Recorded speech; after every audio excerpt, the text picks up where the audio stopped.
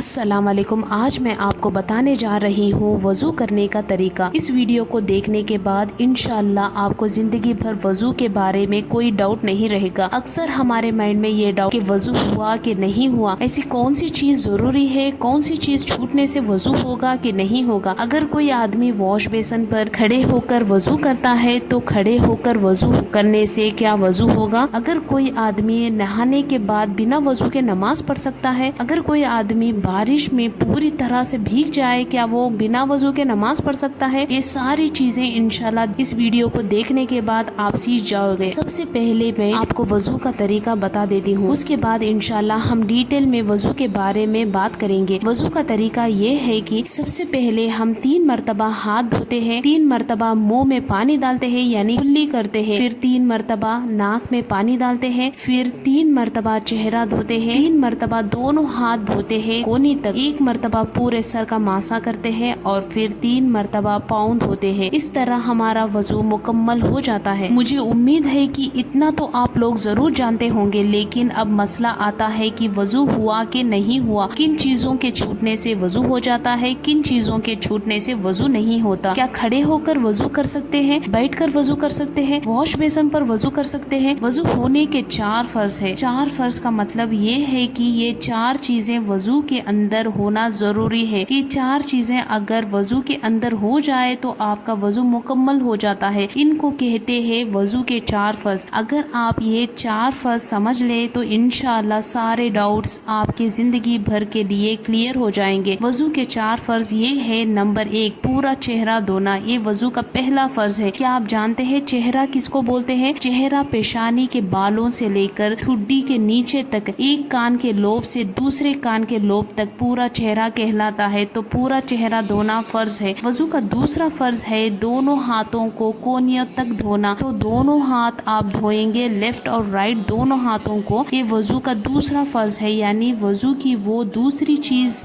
जो हर हाल में कंप्लीट करना जरूरी है। तीसरी चीज है मासा, सर का मासा करना। ये वजू का तीसरा फर्ज है। मासा कहते हैं गीले हाथ लेकर सर पर फेरने को, इसको मासा कहा जाता है। ये तीसरा फर्ज है। और चौथा फर्ज है दोनों पैरों को धोना, समेत दोनों पैरों को धोना, चाहे आपने वजू करने की नियत की हो या ना की हो। नॉर्मली हम वजू करते टाइम दोनों हाथ दे है, दोनों हाथ का धोना सुन्नत है, कुल्ली करना सुन्नत है, नाक में पानी डालना सुन्नत है। तो ये जितने भी सुन्नतें हैं, सुन्नत पर अमल करना चाहिए, लेकिन सुन्नत के छूट जाने से वजू हो जाता है।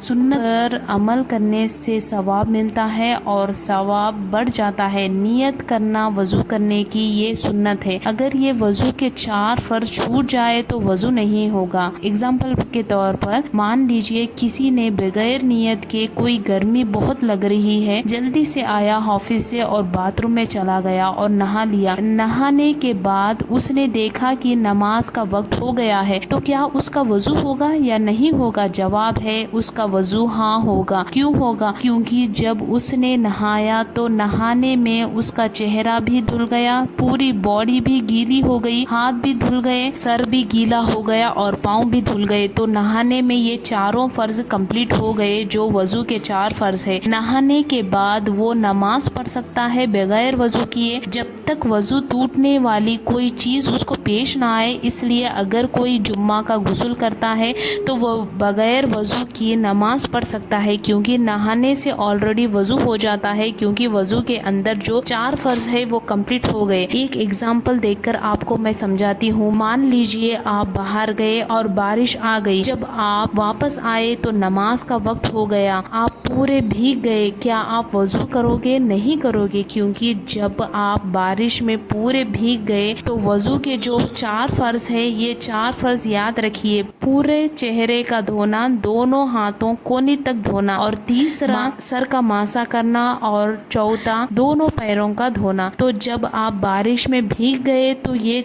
वजू के 4 फर्ज कंप्लीट हो गए। अब आपको वजू करने की दोबारा ज़रूरत नहीं है। हाँ, वजू में नियत करना ये सुन्नत है, यानी अगर कोई नियत कर ले वजू करने की तो वजू का सवाब बढ़ जाता है। लेकिन 4 फर्ज के अलावा जितने भी चीज़ें हैं वो सब सुन्नत है। अगर कोई चीज़ छूट जाए तो आपको ये देखना है कि वजू के 4 फर्ज चीज़ें कंप्लीट हो गए है या नहीं है। इसी तरह से मान लीजिए आपने पहले नाक में پانی ڈالا اور کلی کرنا بھول گئے تو بھی وضو ہو جاتا ہے۔ یہ اگزامپل دیکھ کر میں آپ کو سمجھانا چاہ رہی ہوں کہ وضو کے اندر 4 فرض ہوتے ہیں۔ ان 4 فرضوں کو اگر آپ کسی بھی طرح سے کمپلیٹ کر لیتے ہو تو آپ کا وضو ہو جاتا ہے، اور ان 4 فرض کے علاوہ جتنے بھی چیزیں ہیں وہ سنتیں کہلاتی ہے۔ سنتوں پر عمل کرو گے تو ثواب بڑھ جائے گا۔ سنتوں پر عمل کرنا چاہیے، لیکن اگر کبھی سنت چھوٹ جائے یا ہم بہت جلدی میں ہو اور کوئی سنت مس ہو جائے تب بھی وضو ہو جاتا ہے۔ اگر کوئی آدمی واش بیسن پر کھڑے ہو کر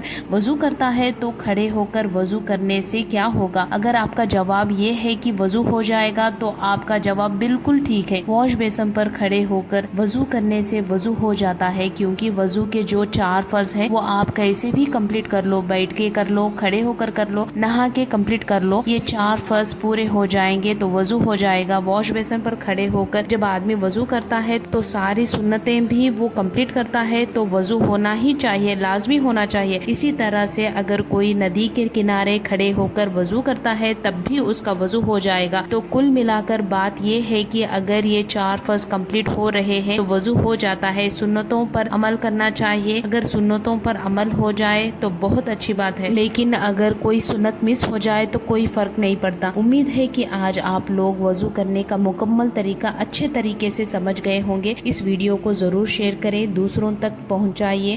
السلام علیکم۔